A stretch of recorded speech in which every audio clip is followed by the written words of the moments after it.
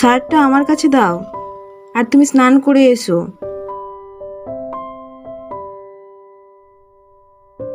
আরে করো কি? সবগুলো টাকা নিয়ে নিলে কাল আমি হাটে যাব কি করে? একটাও কথা বলবে না। জানি তো টাকাগুলো তোমার কাছে থাকলে সবগুলো টাকা তুমি খরচ করে ফেলবে। তার থেকে রোজ যেমন হাটে যাওয়ার আগে তোমাকে হিসাব মতো টাকা দিই, তেমনই দেব। বলছিলাম আমার কাছে কিছু টাকা থাকলে কি এমন ক্ষতি হয়? এমন খালি হাতে গেলে তো হাটে বাজারে সবার কাছে হাসির পাত্র হতে হয়। কাউকে যে শখ করে এক কাপ চা খাওয়াবো তাও তো পারি না। ও, এই কথা। এই জন্য বলি রোজ তোমাকে 10 টাকা করে দিই। সব টাকা যায় কোথায়? যত সব হারাবাদে বন্ধু জুটিয়েছো, তাই না? কাল থেকে তোমাকে শুধু 5 টাকা করে দেব। তখন বুঝবে টাকার জ্বালা কি জ্বালা। এসব কেমন কথা?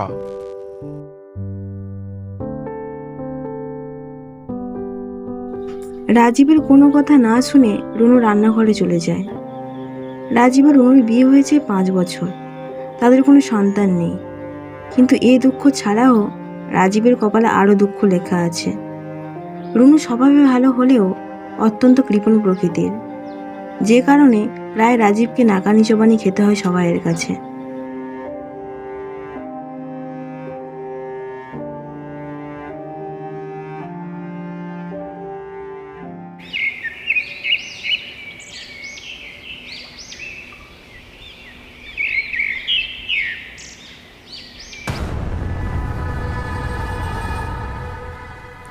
আরে রাজীব ভাই, কোথায় যাও? বলি আমাদের বৌদি আজকের টাকা দিয়েছে? আরে বেটা, শুধু শুধু বেচারার নরম জায়গায় আঘাত দিচ্ছিস কেন? রাজীব ভাই, হারানের কথাই কিছু মনে করো না। তবে যাই বলো, বৌদি আজ যা করেছে তা কিন্তু অন্যায়। 10 টাকা দিত, এখন শুনেছি মোটে 5 টাকা দেয়। হা হা হা হা হা। শোনো রহিম, এসব নিয়ে কথা বলার মতো সময় আমার হাতে একটুও নেই। আমার বউ না হয় একটু বেশি হিসাবি, তাতে তোমাদের কি যায় আসে? বুঝি বুঝি, তোমার কষ্টটা আমরা বুঝি। কষ্ট পেও না রাজীব ভাই, আজ না হয় আমাদের তরফ থেকে এক কাপ চা খেয়ে যাও। হা হা হা হা হা। হারানের কথায় উত্তর না দিয়ে রাজীব চায়ের দোকান থেকে বেরিয়ে পথে হাঁটতে শুরু করলো, আর নিজের অবস্থার কথা ভাবতে লাগলো। হাটে পাট বিক্রি করে রাজীব বেশ ভালোই আয় করে, তবুও বউয়ের এমন স্বভাবের কারণে নিজের শখ আহ্লাদ কিছুই পূরণ করতে পারে না।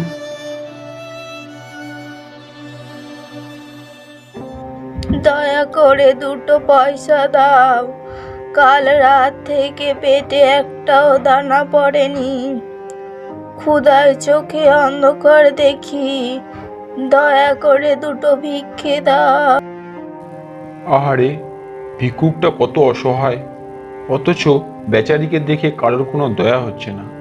আমি বরং আমার কাছে যে 5 টাকা আছে সেটা ওনাকে দিয়ে দিই, আমার আর কি বা খরচ।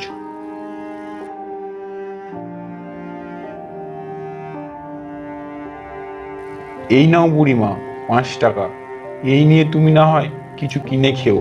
কে বাবা তুমি? এখানে কত লোক, আশেপাশে আমায় কেউ কিছুই দিল না, শুধু তুমিই দিলে। আমি খুব সাধারণ পাট ব্যবসায়ী বুড়িমা। নাও বুড়িমা, টাকাটা রাখো। কিন্তু বাবা এই টাকা নিয়ে আমি কি করব? আমার গায়ে যে নোংরা পোশাক, দোকানে গেলে কেউ আমার খাবার দিতে চায় না। তুমি যদি দোকান থেকে আমার কিছু খাবার কিনে দিত তাহলে খুব উপকার হতো। বেশ বুড়িমা, তুমি চলো আমার সাথে, ওই চায়ের দোকান থেকে তোমাকে একটা পাউরুটি কিনে দিই।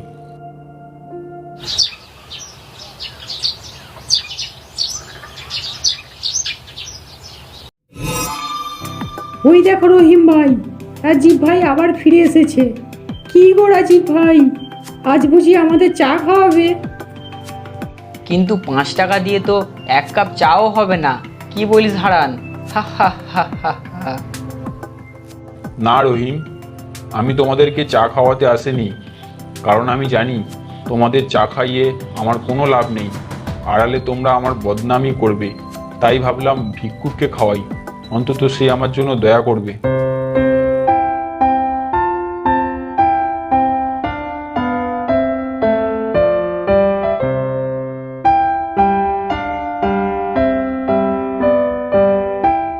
এই নাও বুড়িমা, খেয়ে নাও। জানি এটা খেয়ে তোমার পেট ভরবে না, কিন্তু এর চেয়ে বেশি কিছু কিনে দেওয়ার ক্ষমতা আমার নেই। কি যে বলো বাবা, খিদেই আমার পেট চোচো করছে, তাই এটুকুই আমার জন্য অমৃত। কিন্তু না খেয়ে আমার মাথা কেমন ঘুরছে। একটু দূরেই আমার কুঁড়ে ঘর, তুমি যদি একটু কষ্ট করে আমাকে সেখানে দিয়ে আসতে তাহলে খুব ভালো হতো। বেশ বুড়িমা, এতে যদি আপনার উপকার হয় তাহলে অবশ্যই যাব। রাজীব বুড়ি ভিক্ষুকে সাথে করে তার কুঁড়ে ঘরের দিকে রওনা হলো। কিন্তু মাঝপথে শুরু হলো তুমুল বৃষ্টি।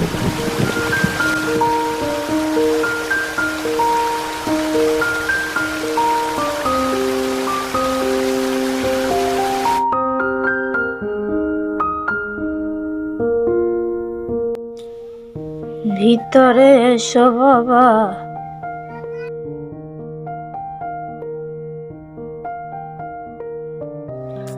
আহারে, তুমি তো দেখছি ভিজে একদম চুপসে গেছো।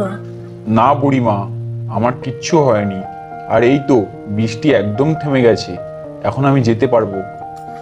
তাই বললে চলে নাকি? তুমি আমার ক্ষুধা মিটিয়েছো, আর তোমাকে আমি এভাবে যেতে দেব না। তুমি একটু বসো বাছা, আমি আসছি।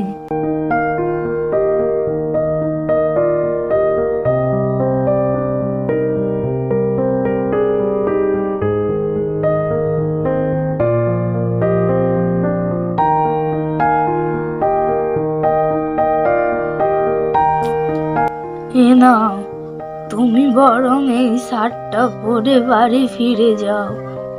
এটা আমার স্বামীর শার্ট, একটু নোংরা, তবে এর দাম আমার কাছে অনেক বেশি।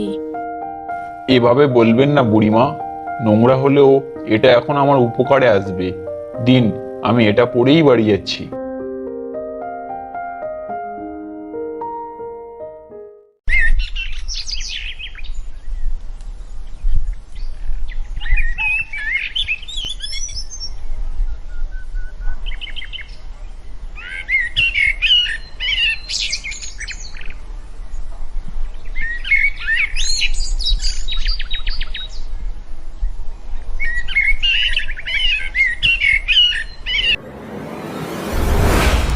এ কি, তোমার গায়ে এই নোংরা শার্টটা এলো কোথা থেকে?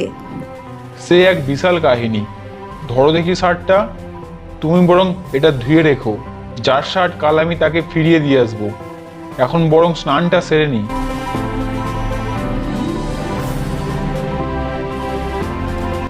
রাজীব চলে যেতে রুনু তার রোজগার উঠলে শুরু করে দিল।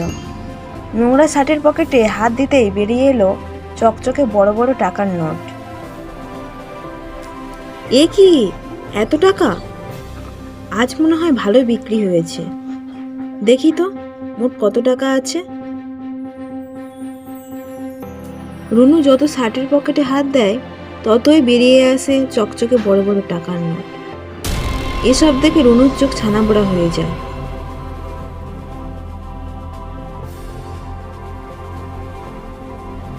শার্টটা নিয়ে এখনো দাঁড়িয়ে আছো? আজ খাওয়া দাওয়া হবে না নাকি? তার আগে বলো, তুমি এই শার্টটা কোথায় পেয়েছো? এটা তো আমাকে এক ভিক্ষুক বুড়িমা দিয়েছে, কিন্তু এত প্রশ্ন কেন জিজ্ঞেস করছো?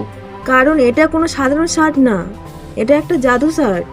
হা হা হা, কি যে বলো না, তোমার মাথা একদম গেছে। জানতাম তুমি বিশ্বাস করবে না। এবার নিজের চোখে দেখো, পকেটে হাত দিলে টাকা বেরোচ্ছে। রুনুর কথা শুনে রাজীবও শার্টের পকেটে হাত দিল, আর সত্যি সেখান থেকে টাকা বেরিয়ে এলো। হায় হায়, এ আমি কি দেখছি? এ তো সত্যি জাদু শার্ট। তার মানে এই বুড়িমা কোনো সাধারণ ভিক্ষুক নয়। কিন্তু ওই বুড়িমা তোমাকে কেন এই শার্টটা দিল? আমিও তো সেটাই ভাবছি। তবে যা হয়েছে ভালোই হয়েছে। এবার আর আমাকে কারোর কাছে হাত পাততে হবে না। এবার থেকে আমি আমার সব শখ আহ্লাদ পূরণ করতে পারবো। এসব তুমি কি বলছো? ভগবান তোমাকে এই অমূল্য উপহার দিয়েছে বলে তার অপচয় তুমি করতে পারো না। দেখো রুনু, এতদিন তুমি আমার ওপর অনেক খবরদারি করেছো, সব আমি মেনে নিয়েছি। কারণ তখন আমার আর্থিক অবস্থা ভালো ছিল না। ভাবতাম তুমি যা করো আমার ভালোর জন্য করো, কিন্তু আর না। এবার আমি এই জাদু শার্ট পেয়েছি। এখন আমার সব ইচ্ছে শার্ট থেকে পাওয়া টাকা দিয়ে পূরণ করব। শার্টটি দাও আমাকে। ভগবান, তুমি ওকে রক্ষা করো, লোভ যেন ওকে শেষ না করে দেয়।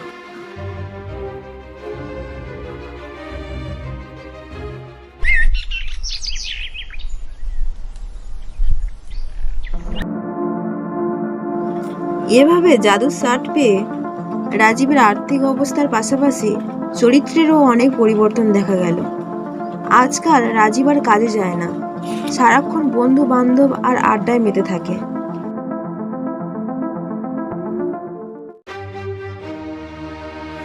কি হলো?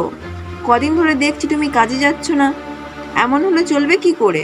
রনু, আগেই বলেছি এখন আর আমার ওপর খবরদারি করতে আসবে না। তাছাড়া এখন তো আমার কাছে জাদু শার্ট আছে, আমাকে আর কাজ করতে হবে না। বসে বসে খেলে রাজার ধনও একদিন শেষ হয়ে যায়। হয়েছে হয়েছে, তোমাকে আর জ্ঞান দিতে হবে না। এতগুলো বছর আমাকে একটাও সন্তান দিতে পারলে না, আর কথায় কথায় শুধু জ্ঞান দেওয়া। আমার বন্ধুরা ঠিকই বলে, এবার আমাকে দ্বিতীয় বিয়ে চিন্তা করতে হবে।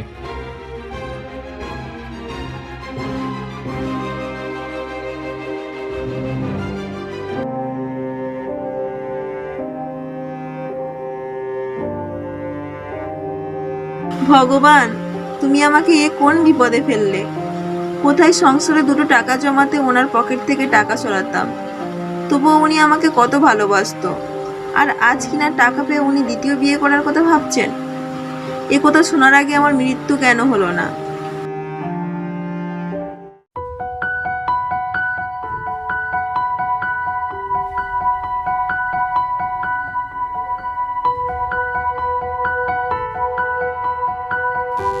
দুটো ভিক্ষা দাও মা, বড্ড খিদে পেয়েছে, দয়া করে দুটো খেতে দাও। এই অসময়ে ভিক্ষুক? দেখি হাঁড়িতে কিছু আছে কিনা। রুনু হাঁড়িতে হাত দিয়ে দেখে হাঁড়িতে শুধু তার খাবারটুকুই রয়েছে। সেটা ভিক্ষুকের সামনে দিয়ে বলল, এ নাও, বাড়িতে শুধু এটুকুই খাবার আছে, তাই এর চেয়ে বেশি তোমাকে দিতে পারলাম না। এতেই হবে মা, তুমি আমার অন্ন দিলে, বিধাতা তোমার মঙ্গল করুক, সকল ইচ্ছে পূরণ করুক। তাই যেন হয় বাবা, তুমি এবার খেয়ে নাও।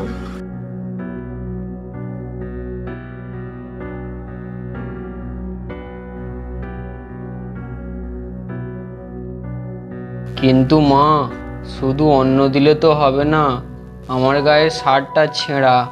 যদি একটা শার্ট দিতে, তাহলে বস্ত্র দিয়ে শরীরের লজ্জা নিবারণ করতাম। এটাই সুযোগ। শুনেছিলাম উনি নাকি কোনো এক ভিক্ষুকের কাছ থেকে এই শার্টটা পেয়েছিলেন। এবার না হয় আমি কোনো এক ভিক্ষুককে এই শার্টটা দেব।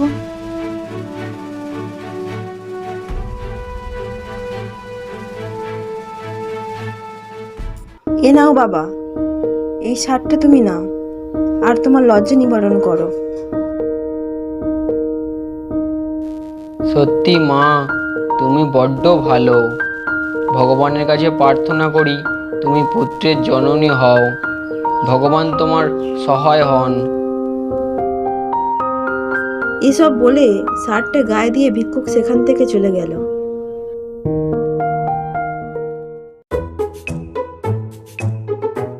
বাড়ি ফিরে রাজীব জাদুর শার্টটা না পেয়ে রুনুর উপর রেগে গিয়ে বলল, কোথায় গেল আমার জাদু শার্টটা? বলো কোথায় রেখেছো? চুপ করে থেকো না রুনু, বলো কোথায় রেখেছো? ওই শার্টটা আমি দিয়ে দিয়েছি। সে কি, কি বলছো এসব? তোমার মাথা ঠিক আছে? ওটা তুমি কাকে দিয়েছো? ওই অলক্ষণের শার্ট আমার সংসারে অশান্তি এনেছে, তাই ওই শার্ট আমি ভিক্ষুককে দিয়ে দিয়েছি। তার বিনিময়ে চেয়ে নিয়েছি সবচেয়ে বড় সম্পদ, যা আমাদের সংসারে শান্তি দেবে। এসব তুমি কি বলছো? ঠিকই বলছি। এক ভিক্ষুক তোমাকে উপহার হিসেবে ওই সার দিয়েছিল, তার সদ্ব্যবহার তুমি করনি, তাই ওই অলক্ষণের সার ভিক্ষুককে দিয়ে পুত্রী জননী হওয়ার আশীর্বাদ নিয়েছি। আমি জানি ভগবান সহায় হলে এবার নিশ্চয়ই আমাদের ইচ্ছে পূরণ হবে। টাকা নয়, সন্তান আমাদের সব দুঃখ দূর করবে। রুনুর কথা শুনে রাজীব ঝরঝর করে কাঁদতে লাগলো। লোভে আমি অন্ধ হয়ে গেছি, টাকার অহংকারে আমি নিজের স্ত্রীকে অপমান করেছি। আমাকে ক্ষমা করে দাও রুনি, তুমি যা বলেছো তাই যেন হয়। আমি আর টাকা চাই না, ধন সম্পদ কিছুই চাই না। বিধাতা সব কিছুর বিনিময়ে আমাকে একটা সন্তান দিক, সেটা হবে আমার সবথেকে বড় সম্পদ।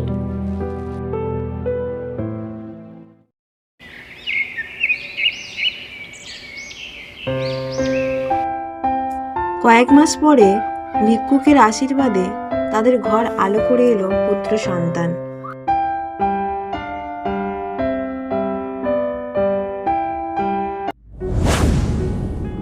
হ্যালো বন্ধুরা, মাহি কার্টুন অফিসিয়ালে আপনাদের স্বাগত। আমাদের গল্পগুলি যদি আপনাদের ভালো লেগে থাকে তাহলে আমাদের চ্যানেলটাকে সাবস্ক্রাইব করে পাশে থাকা বেল আইকনটিকে ক্লিক করে দেবেন।